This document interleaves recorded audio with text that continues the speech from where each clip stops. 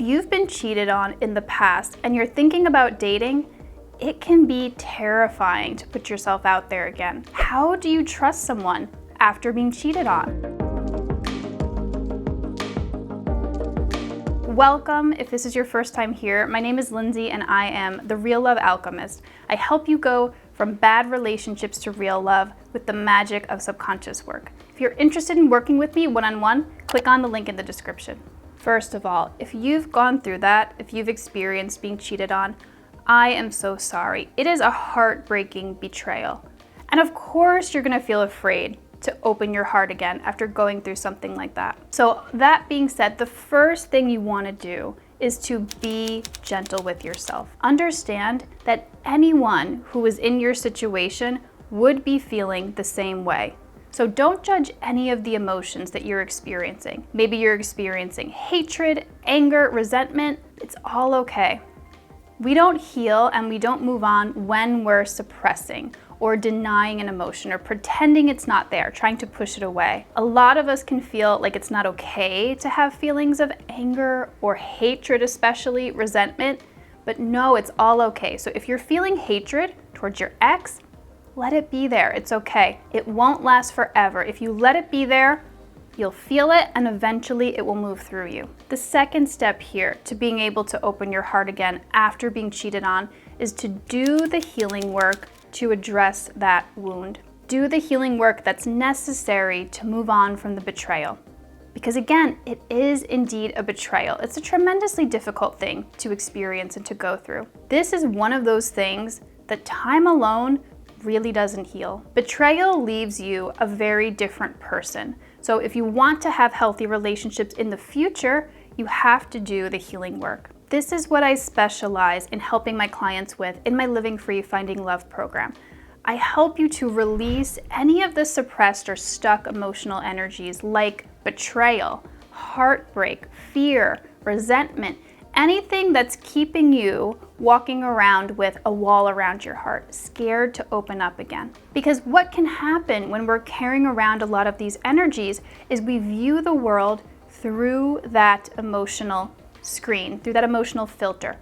And we can assume that everyone is going to cheat on us. Everyone is going to be like our ex. And that's not true. There are a lot of good partners out there who will be loyal, who won't cheat on you. And so when we release those energies, you're able to see that and to open your heart. And in my program, I also help you rewire the beliefs like, I can't trust anyone, that are keeping your heart closed. Because like I said, it's not the reality that you can't trust anyone. Of course, there are some people who you can't trust, your ex being one of those people. But there are good, trustworthy people out there. And so the goal is to open up your heart to them and not the ones who you can't trust. Your job is to heal so you can spot the good ones and let them in. The next step to being able to trust again after being cheated on, and this is part of the last step that I talked about, doing the inner work, but this next step is boosting your self-worth. Being cheated on can be a real hit to your self-worth. You can feel not good enough, unappreciated, taken for granted. A whole bunch of other stuff might come up here too. So it's important to address this as one of the main areas of the inner work that you're going to do to recover from betrayal. I personally do this through guided meditations with my clients because it gets to the root of where this belief originated. And the belief being that I'm not good enough, or I'm not enough, or no one will love me. Whatever it is that's fueling those feelings of not being good enough. Whatever took a hit to your self-worth. Maybe it was from the actual experience of being cheated on, but maybe it started much earlier in your life. And so these methods help you get to the origin of where these issues started and help you to see them with a different perspective.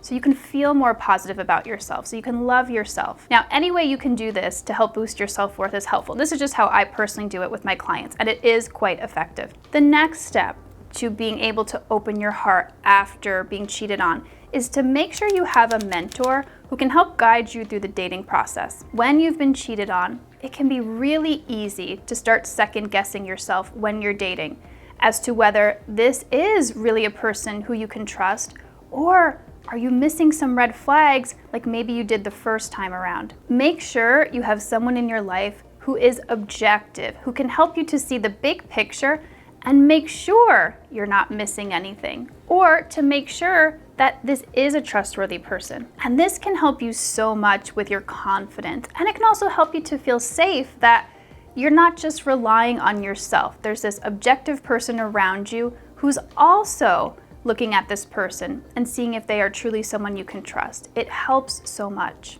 The next step to being able to trust again after being cheated on is to be open about it with someone you're dating or someone who you're in a new relationship with. Talk about what you went through and explain what happened without blaming and without expecting this person to fix you. So that means sharing when you're triggered about something and asking for what you'd like to be different.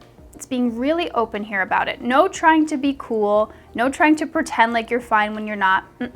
You're open about what's going on for you. Maybe you feel like you need some reassurance. Maybe you want them to check in with you sometimes, within reason. And this within reason part is where a good mentor can help you figure out what's reasonable and what's not. Because what you may feel you need in the moment is to have their password to their phone so you can go through their messages. And that might not be the healthiest thing to do. So that's where a mentor can come in and help you figure out, all right, where am I going overboard? And what is a legitimate thing to ask for? It's okay to ask for someone to check in with you on occasion when you feel a little bit insecure because of what you experienced in the past. The last step to being able to trust again after being cheated on is to understand that you don't actually have to 100% trust someone right away.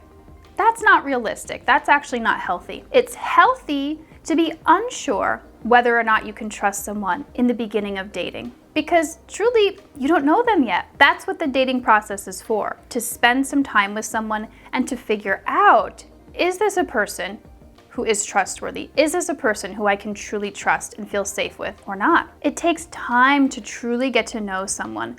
So don't rush anything. Let this person reveal to you who they truly are. And also, the most important takeaway from this video is to understand that even if they prove to not be trustworthy, you'll be okay. Because that's the big fear deep down, right? If this person cheats on me, if this person betrays me, it'll kill me. I won't be able to move on. It often can feel like I won't survive this, but you will. I promise you, it won't kill you. Will it hurt? Yes. Will it feel bad for a time? Absolutely yes. But you will survive it, just like you did the last time. It will not kill you. You will heal and you will keep moving forward. If you feel stuck and it feels terrifying to open your heart again after being cheated on, send me an email. My email is lindsay@livingfreehealing.us. I can help. Want to know more about how to date after bad relationships? Check out this video here.